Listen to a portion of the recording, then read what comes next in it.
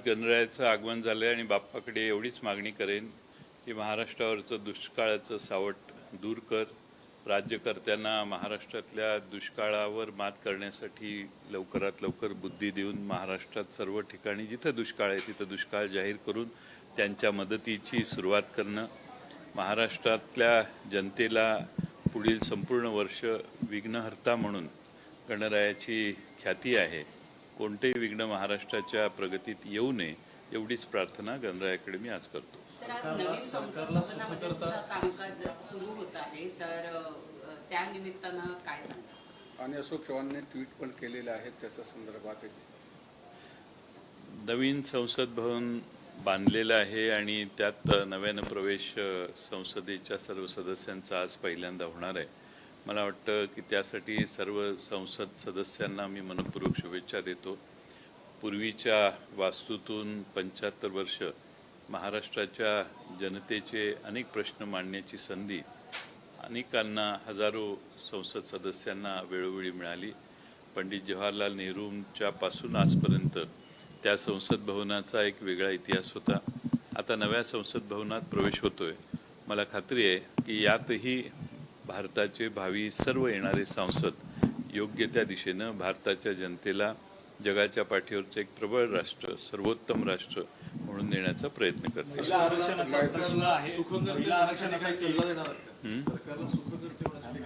केंद्रामध्ये जे महिलांच्या आरक्षणासंदर्भात एक प्रस्ताव देखील आज घेऊन येत आहेत, कारण की नवीन संसद भवनामध्ये महिला आरक्षणाचा मुद्दा देखील. महिलांच्या आरक्षणाची भूमिका या देशात पहिल्यांदा जर कोणी मांडली असेल तर महाराष्ट्राचे तेव्हाचे मुख्यमंत्री शरद पवार साहेबांनी 30% आरक्षण त्यांनी देऊ केलेलं. त्यानंतर 33% राजीव गांधींनी पुढाकार घेऊन घेतलं. मधल्या काळात महाराष्ट्रात आपण 50% स्थानिक स्वराज्य संस्थेत आरक्षण महिलांना दिलेलं आहे आणि आता संसदेमध्ये आरक्षण 33% होतं आहे. त्यात देशातल्या लोकसभेत आरक्षण आहे, विधानसभेत आहे की नाही मला माहीत नाही, पण संसदेच्या पर्यंत जरी ते मर्यादित असेल मला नक्की माहीत नाही. उद्याच कळेल आपल्याला नक्की ज्यावेळी आरक्षण बिल मांडलं जाईल तर त्यावेळी त्याचं स्वागत राष्ट्रवादी काँग्रेस पक्षाच्या वतीने शरद पवार साहेबांचे महाराष्ट्रातले आणि देशातले सगळे कार्यकर्ते नक्की करतील. अशोक चव्हाणांनी ट्विट केलं बाप्पाच्या आगमनानंतर आता राज्यातली सगळी राजकीय कटुता आहे सगळी कुठे दूर व्हावी आणि दादा असतील किंवा तिकडे उद्धव ठाकरेंचे असतील मार्गी लागेल असं गणरायाची सर्वात मोठी ख्याती त्याच्या बुद्धिमत्तेवर आहे. बुद्धीसाठी गणपती सर्वांना ज्ञात आहे. ती सुबुद्धी सर्वांना, सर्व महाराष्ट्रातल्या राजकारण्यांना देव.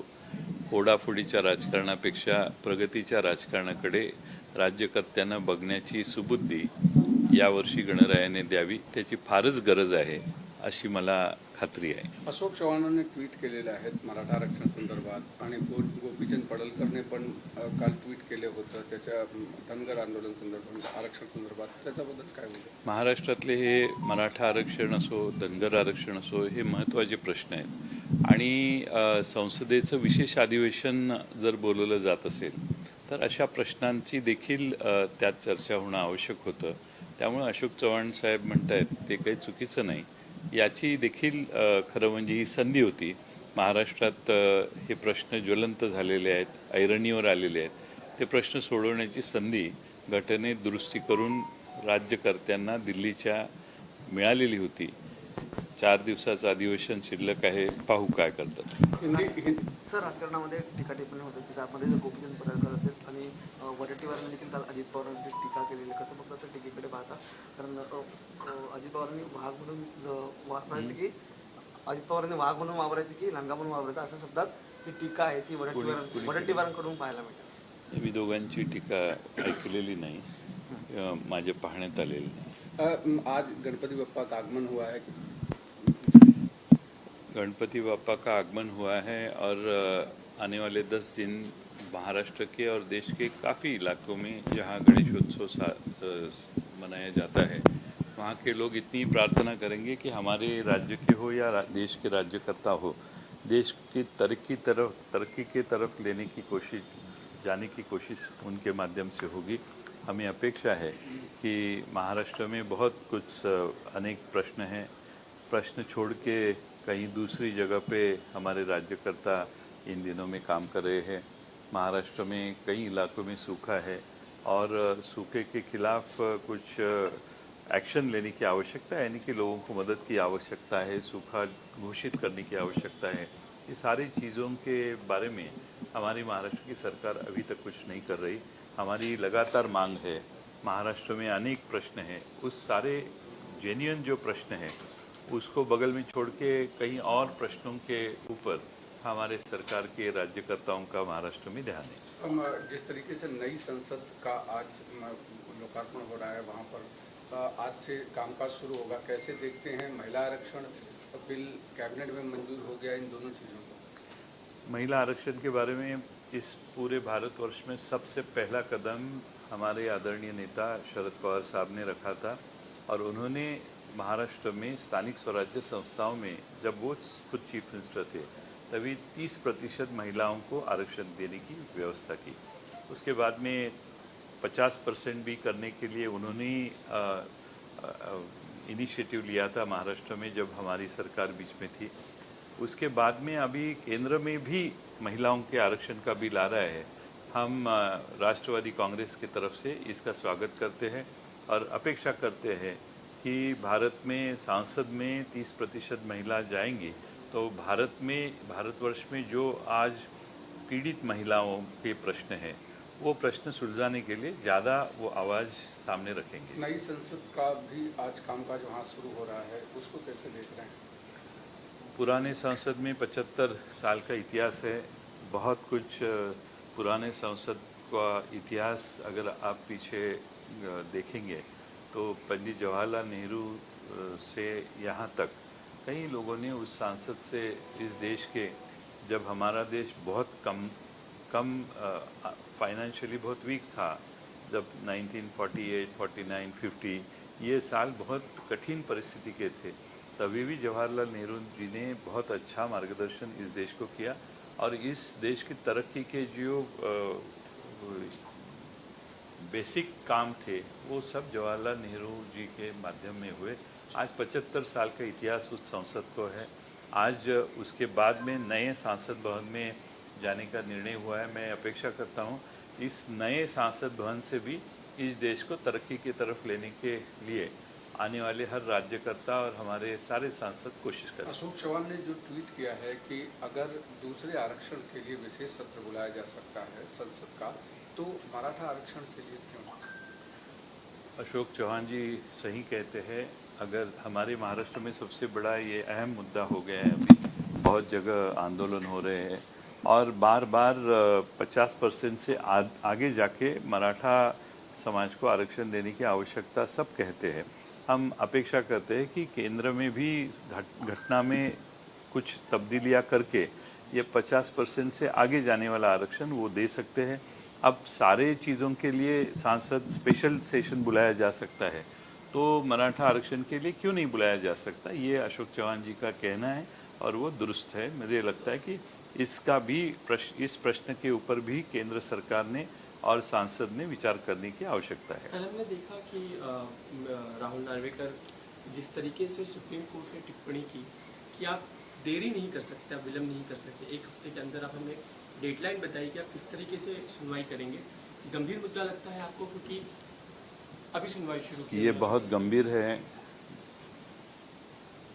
6-7 महीने हुए, एक साल से लगातार इसके बारे में चर्चा हो रही है और जिनके ऊपर कार्रवाई होने की आवश्यकता है वो सत्ता में बैठे हैं और सत्ता में न केवल सत्ता में बैठे हैं, वो महाराष्ट्र के मुख्यमंत्री भी है, उनमें से एक विधायक।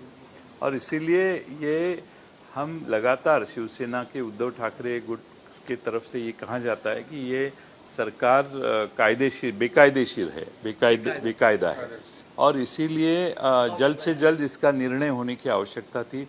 हम अपेक्षा करते हैं कि महाराष्ट्र के विधानसभा के अध्यक्ष इसमें जल्द से जल्द निर्णय लेते। ये अपेक्षा पहले ही थी। हमें लगा कि रीजनेबल टाइम यानी 2 महीना 3 महीना हो सकता है, इन कई महीने बीत गए। अब नए इलेक्शन का टाइम नज़दीक आने लगा, फिर भी इसके ऊपर अगर निर्णय नहीं होता तो ये बहुत गंभीर बात है। एक मामला तो आप लोगों ने भी दाखिल कर रखा हुआ है, अगर पहले ही मामले में इतना वक्त अगर नार्वेकर ले रहे हैं, अध्यक्ष ले रहे हैं, तो लगता है आपका मामला आता है तो इलेक्शन लग ही जाएंगे और ये जानबूझकर कहीं रणनीति का हिस्सा है। शायद हो सकता है, और ये सुप्रीम कोर्ट के सामने आने के बाद उन्होंने टाइम बाउंड प्रोग्राम रखने के लिए उनको कहा है।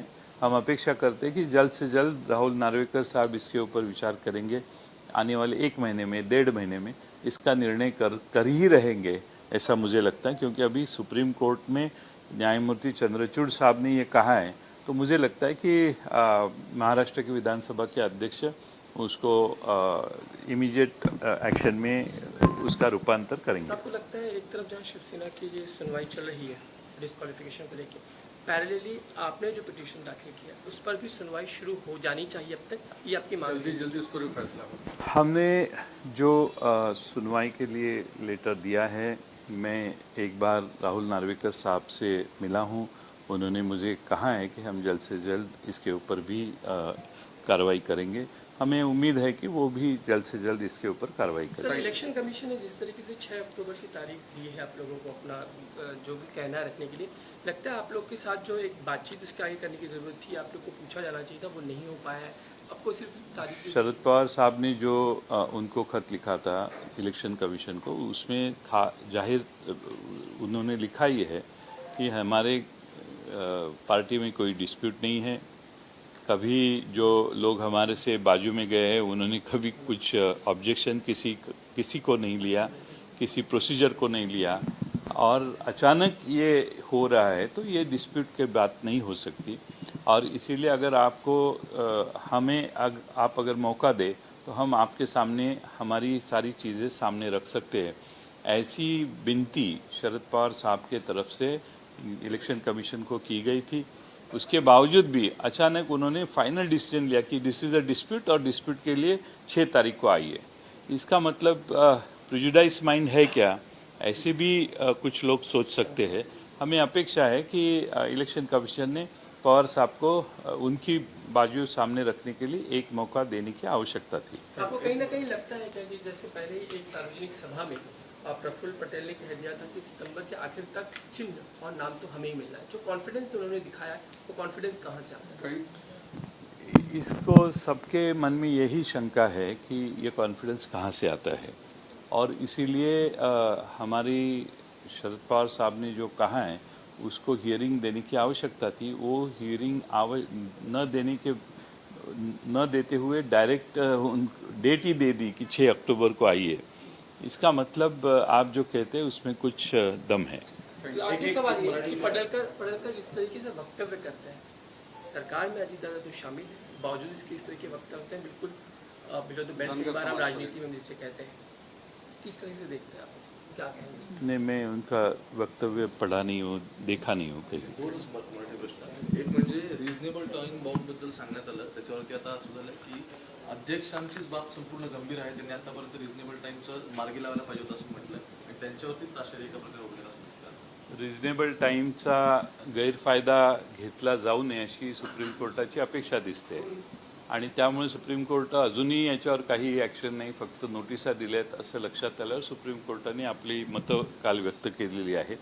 मला वाटतं राहुल नार्वेकर साहेब त्याच्यावर नक्की विचार करतील आणि लवकरात लवकर पुढच्या तारखा देऊन हा प्रश्न निकालात काढतील. शिवसेनेनंतर तुमची सुद्धा सुनावणी येणार आहे का पाईपलाईनमध्ये, कारण तुम्ही सुद्धा नोटिसा पाठवल्या करतील ना. मी स्वतः भेटून त्यांना पूर्वीच विनंती विधानसभेचं अधिवेशन चालू असताना केलेली आहे. मला त्यांनी आश्वासित केलेलं आहे की आम्ही याच्यावर लवकरात लवकर तुम्हालाही मी कारवाई सुरू करू. पार्टी स्प्लिट नाही याबद्दल तुम्ही शुअर होता, तरी सुद्धा इलेक्शन कमिशनने ज्या पद्धतीने सांगितलं की आता तुम्ही यावं आणि 6 ऑक्टोबरपासून आपण सुनावणी करताय, इजंट इट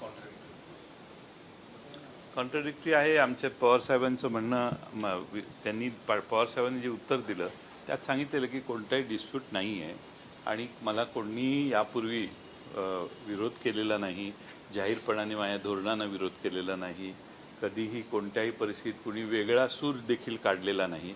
माझी निवडणूक सर्व हजारो लोकांच्या उपस्थितीत झालेली आहे. सगळेच मुद्दे पवारसाहेबांनी मांडलेले होते आणि सांगितलेलं होतं की डिस्प्यूट नसल्यामुळं तुमच्याकडे जे काही पत्रव्यवहार झाला आहे त्यावर आम्ही तुम्हाला येऊन भेटू इच्छितो, आम्हाला वेळ द्या. ती वेळ न देता हा डिस्प्यूट आहे हे फायनल करणं हे खरं मला वाटतं अन्यायकारक आहे.